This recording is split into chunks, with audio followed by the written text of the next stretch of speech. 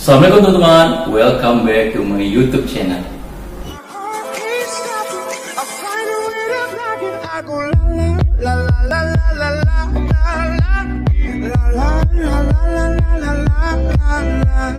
Oke teman-teman, kita kembali lagi ke channel aku, ISN Channel, dalam program Future Leader of Andala season ke-6. Jadi kita udah masuk season ke-6 dan kita hari ini mau bahas isu yang sangat kontroversial di tahun ini. Apa itu?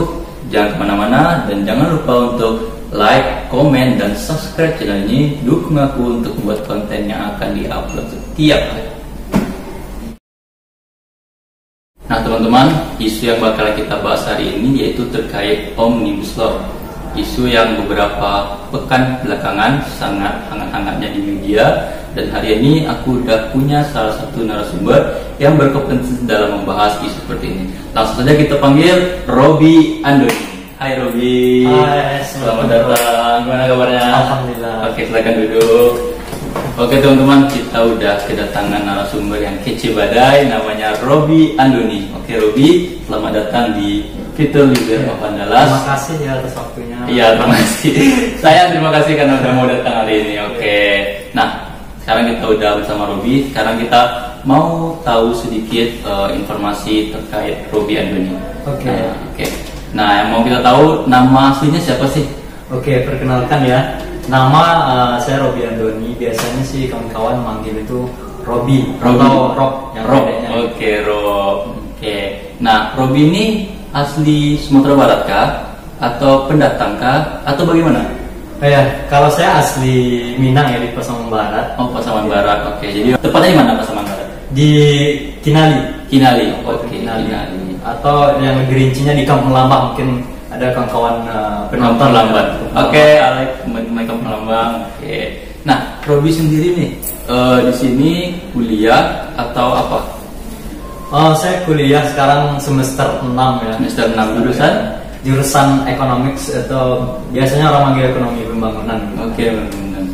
Semester 6 ya. Semester 6 ya, lumayan sibuk sekali. Sebentar lagi. Nah, berbicara kuliah di Universitas Andalas, dari sekian banyak universitas perguruan tinggi negeri, perguruan tinggi swasta, kenapa menempatkan hati di Universitas Andalas? Apa yang dilihat dari Universitas Andalas ini? Oke. Awalnya saya mencari universitas yang lumayan bagus gitu, tapi tidak terlalu jauh gitu. Oke. Di Pulau Sumatera. Nah, saya waktu SMA lah saya searching gitu ya. Dan saya tahu Unan ini adalah salah satu universitas terbaik di luar Pulau Sumatera gitu. Oke, salah satu universitas terbaik. Motivasi saya gitu. Iya. Favorit berarti ya. Yang favorit gitu. Oke. Nah, kenapa milih ekonomi? Apakah punya basic ekonomi sebelumnya atau memang dari keluarga yang berlatar belakang ekonomi atau gimana? Sebenarnya sebelumnya itu saya sekolah di SMK itu jurusan akuntansi. Oke, SMK jurusan akuntansi. Basicnya ada lah sedikit. Ada ya. Gitu. Okay. Nah, jadi saya pengen kuliah itu di fakultas ekonomi apapun gitu. Jurusannya gitu. Dan alhamdulillah saya diterima di program economics. Oke, pilihan berapa? Pilihan kedua. Oke. Nah, yang jadi pertanyaan, ini kan orang biasanya SD masuk SMP, tamat SMP masuk SMA, kalau mau kuliah SMK langsung kerja. Nah, Robby masuk SMK kenapa udah planning mau kuliah gitu? Apa yang dilihat dari kuliah setelah SMK? Apakah kerja setelah SMK tidak terlalu menjanjikan atau gimana? Oke. Jadi story-nya ya, flashback gitu kan. Okay. Sebelum masuk SMK itu saya pengen jadi angkatan gitu, polisi atau TNI. Saya masuk Akpol ya. Ya, saya saya dulu itu semi militer lah. Semi militer. Namanya boleh disebut nih? Boleh. SMK berapa? SMK Taruna 1 Padang. Oke, teman-teman, SMK Taruna Padang ini ada alumninya. Jadi teman-teman yang mau masuk universitas adalah langsung aja di kontak. Banyak dari kawan-kawan alumni dari SMK itu banyak yang lulus jadi polisi gitu. Makanya saya tertarik. Ada motivasi juga untuk daftar. Tetapi di akhir-akhir masa kuliah sekolah gitu, kelas 3 gitu kan, saya lebih tertarik di melanjutkan perkuliahan gitu. Ya. keren juga kayak nih kuliah gitu. Mungkin ada mahasiswa, ada pematiknya mungkin gitu. Apa? Ada pematik untuk kuliah mungkin, atau ada yang datang ke sekolah ngajak kuliah atau gimana? Waktu itu nggak ada. Nggak Cuma ada. memang saya menilai saya ini kurang cocok di angkatan gitu. Oh, Karena saya orangnya tuh nggak suka diatur-atur, Pak. Jadi kalau di angkatan itu kan biasanya kita siap komandan. Mendengarkan, siap komandan gitu ya. Kita dikomandoi gitu. Nah, saya mungkin kurang cocok di situ, makanya saya melanjutkan kuliah. Mantap, luar biasa. Jadi kita membuka mindset dan juga pola pikir orang-orang. Setiap orang yang masuk SMK itu tidak harus langsung terjun ke lapangan pekerjaan, tapi mereka juga bisa memilih. You have choice to kuliah atau langsung terjun ke. Sebenarnya banyak choice kan, banyak pilihan yang bisa gitu. Kawan-kawan saya itu banyak juga yang kerja nggak di angkatan gitu. Tapi memang ada banyak juga di angkatan, tapi ada juga kayak bekerja di perusahaan swasta, dan ada juga yang daftar jadi PNS gitu. PNS namanya. Jadi memang tidak menutup kemungkinan kita sekolah di semi militer, nanti kita jadi angkatan kan. Seperti itu. Muaranya nggak di situ selalu ya. Luar biasa. Nah, sebelum kita masuk ke isu kita hari ini, kita mau tahu nih sedikit lagi terkait Robi, karena pendapat Robi nanti itu mencerminkan dia itu seperti apa gitu. Nah, Robi sendiri di keluarga anak keberapa sih dari bersaudara seperti itu? Oke, saya bersaudara 4 orang ya. 4 orang. Saya anak pertama dan laki-laki satu-satunya. Satu-satunya laki-laki. Banyak adik saya perempuan. Masya Allah. Oke. Yang paling kecil umur berapa? Yang paling kecil sekarang umur 3,5 tahunan. 3,5 tahun, berarti masih kecil lah ya, tentang umurnya masih jauh gitu ya. Oke. Kesibukan Robi sekarang di perkuliahan apa aja selain kuliah, mungkin juga aktivitas di luar kampus. Nah, yang memang basic sekarang aktivitasnya seperti apa? Oke, kalau kesibukan ya, kalau bicara di kegiatan kampus gitu, saya sekarang di organisasi Dewan Perwakilan Mahasiswa, saya sebagai ketuanya gitu.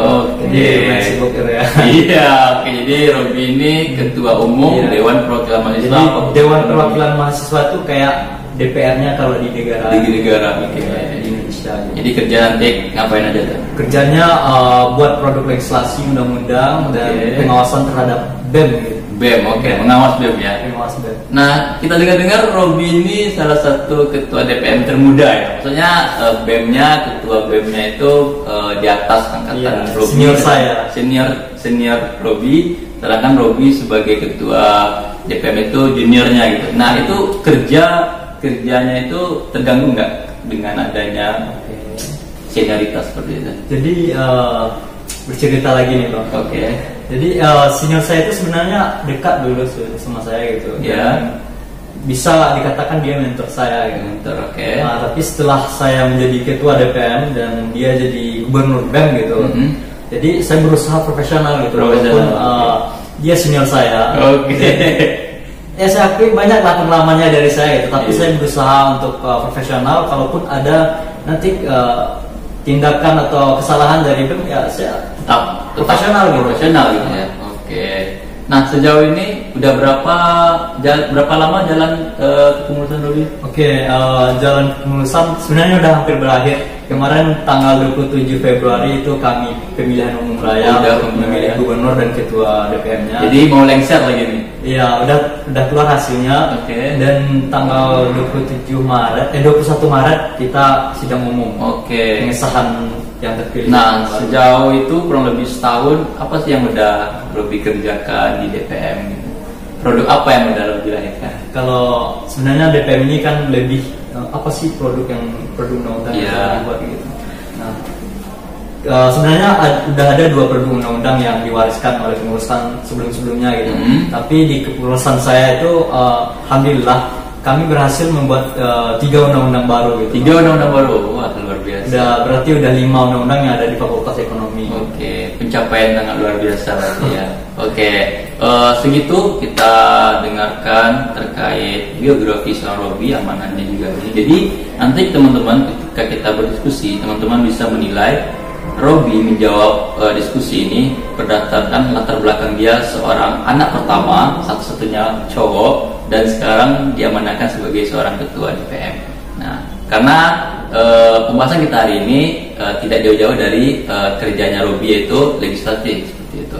Jadi jangan kemana-mana, terus tonton video ini dan jangan lupa untuk like, komen, dan subscribe channel ini. Dukung aku untuk buat konten yang akan diupload setiap hari. Pasca berakhirnya pemilu 2019 dan dilantiknya Bapak Jokowi sebagai Presiden Republik Indonesia periode 2019 sampai 2024, kita tahu bahwasanya dalam kampanye